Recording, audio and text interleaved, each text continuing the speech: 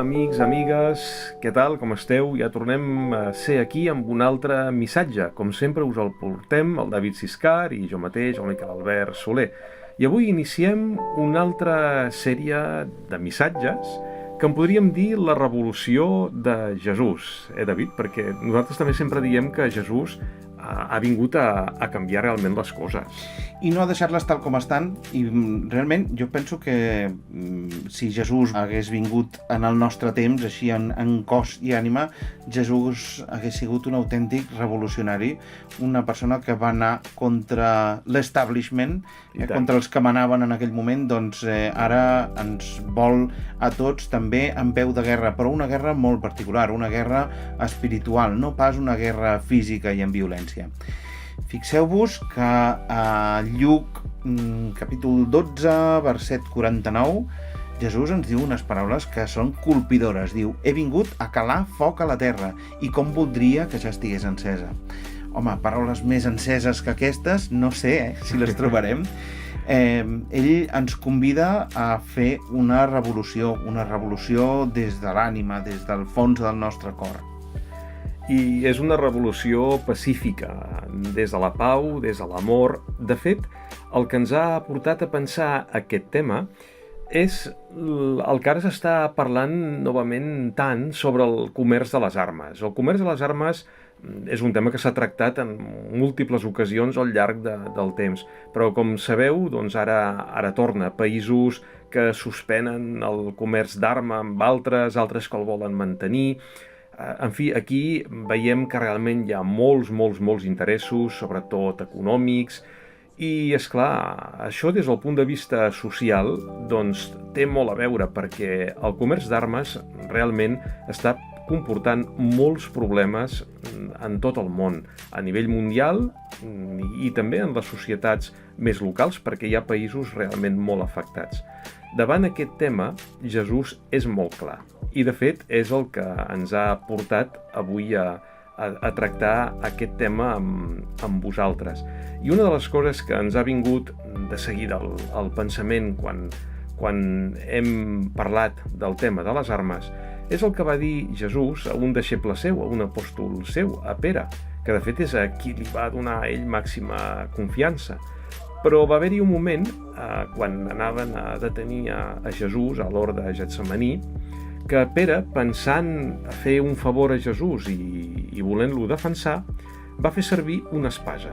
No sabem d'on va treure l'espasa, perquè no sé si Pere portava l'espasa, potser era costum de l'època, potser sí. El que passa que, bé, la portaven i ja està, no? Però en aquell moment Pere la va fer servir. La va fer servir, doncs, per defensar Jesús i va fer mal a un dels soldats que el detenia. Li va fer mal, concretament, a l'orella.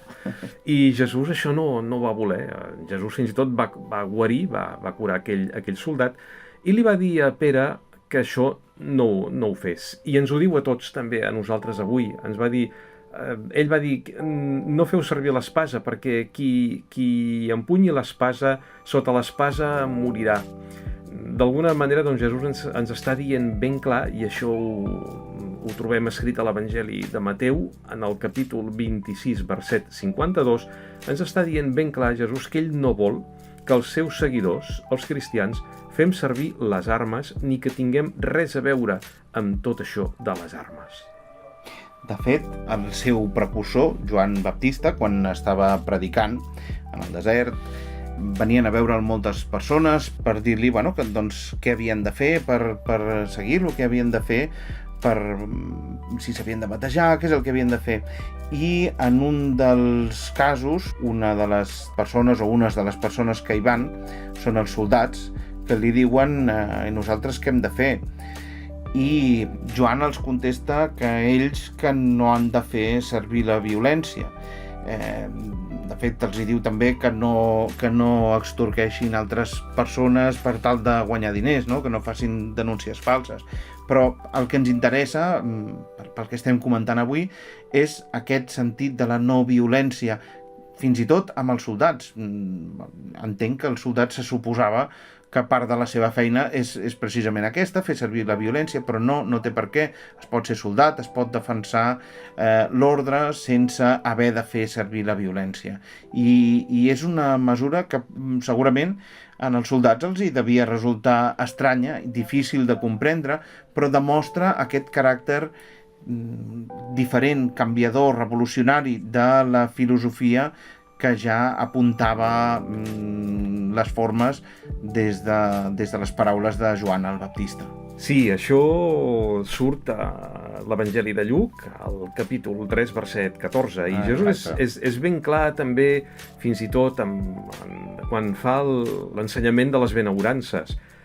Això ho trobem a l'Evangeli de Mateu, al capítol 5, verset 9, que Jesús diu: benaurats els qui treballen per la pau, o feliços els qui treballen per la pau, depèn de la traducció bíblica que consulteu. I Jesús els premia des d'un punt de vista espiritual, és a dir, que d'alguna manera, quan es treballa per la pau, un se sent més confortat interiorment, més autorealitzat. Per tant, Jesús fa aquesta revolució social ja des del seu temps, però que és totalment aplicable també al nostre temps, aquesta revolució des de la pau i des de l'amor. Per això diu: feliços els qui treballen per la pau. Recordem per això que és una pau que no només té a veure amb l'ús d'armes o amb la violència física, sinó que també té a veure amb la violència verbal, amb els comportaments que sembrin discòrdia, de no fer servir aquest tipus de comportaments, de no intentar escampar mentides, en definitiva, de tot allò que sigui conciliador i no destructiu, de tot allò que sigui per fer les coses més ben fetes, perquè hi hagi més amor en la nostra presència. Pau gairebé és un sinònim d'amor. Sense pau no pot haver-hi amor. I per això contemplem aquest sentit més ampli de la pau, de la paraula pau. Fixeu-vos, però, que això no vol pas dir que no hàgim de ser crítics, perquè recordem altre cop el verset amb el que començàvem, no? Jesús diu: he vingut a calar foc a la terra. Per tant, des d'aquest amor i des d'aquesta pau, canviar les coses. Lluitar pel canvi, lluitar pacíficament. Doncs fins aquí aquest missatge, i esperem trobar-vos en el proper, que també desitgem que sigui molt, molt, molt aviat. Que vagi molt bé. Adéu-siau.